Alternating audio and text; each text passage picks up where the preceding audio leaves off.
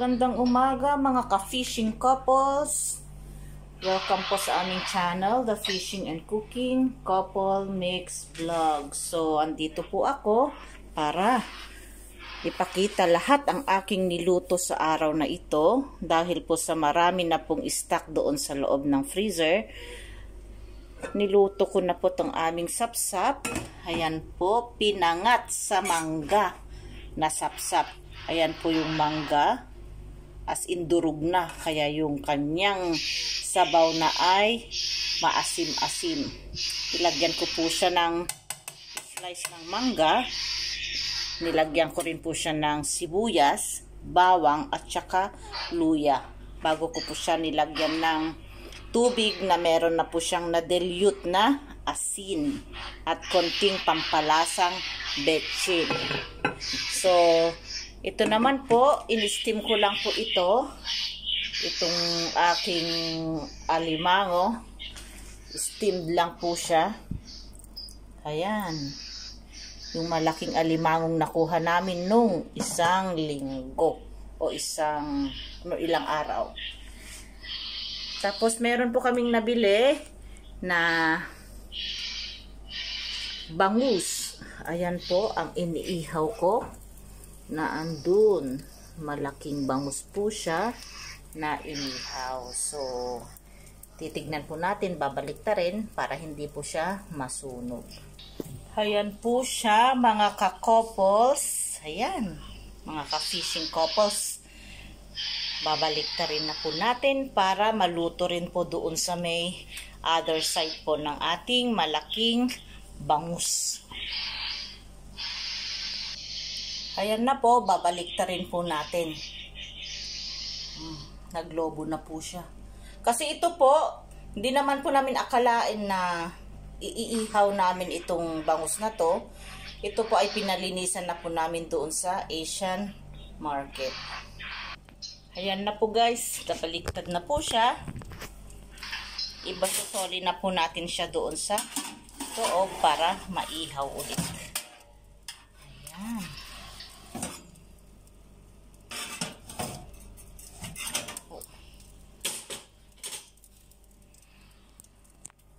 Ito po ay uulamin namin ni ka-partner Maron pagdating po niya galing ng trabaho. At ito rin po, para hindi po masira at mag-iba ang lasa doon sa freezer, in-steam na po naming dalawa ni ka-partner Maron kaninang maaga. So, nireheat ko na po para at least mainit na pag dumating si ka-partner Maron. Kasama po itong aming sapsap na pinangat ko po siya sa mangga. Mas masarap po kasi pag konti lang po ang kanyang sabaw para yung lasa po ng ating mangga at saka yung alat, yung asim at saka alat po ng mangga at saka asin ay manunuot po sa laman ng ating sapsap. So ayan na po yung ating ulam. Nakaluto na po ako. At i-prepare ko na lang po pagdating po ni ka-partner Maron. At kasaing na rin para ready na po. At pag ako ay natawag ng sa araw-araw kong ginagawa, ready na po ako para pagdating ni ka-partner Maron, wala na po akong gagawin. Maghahain na lang po ng kanyang pagkain. So, ayan po ang ating pagkain mamayang lunch, our viand for lunch. So meron din po tayong panghimagas dito, 2 oranges na natira at sugar apple. Sugar apple po ang tawag dito sa maliliit na apples. So ayan po ang aming ihahain dito sa lamesa pagdating po ni ka-partner Maron. So, habang nag-aantay po na maluto ang aming ulam, dahil sa maaga pa naman po, para sa amin po is, ang oras po namin dito, 11:58 AM. So, mag-aalas 12 na po, magtanghali na po. So, kailangan na pong maluto ang ating ihahain sa ating asawa.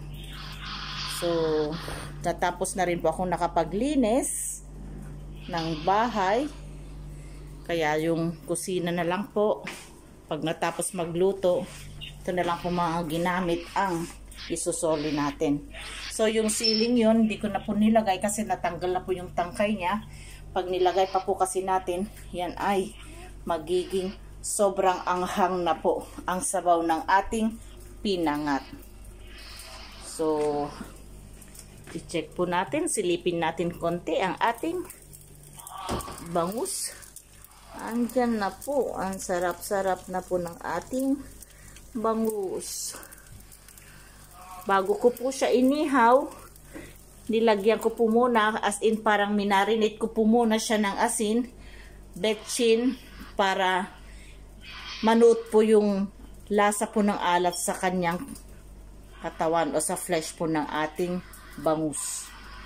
So, ayan po lahat ang aming uulamin mamaya kasi meron po kaming kasama dito na kamag-anak. So, kailangan po nating mag-prepare din po ng eksaktong ulam para naman po meron tayong maihain sa hapagkainan. So, sa lahat po ng nanood ng aking video, sa lahat ng subscribers ko, mga viewers ko na dati na po, maraming salamat po. At lahat ng mga subscribers ko, maraming salamat po sa pag-subscribe ng aming channel, The Fishing and Cooking Couple Makes Vlog.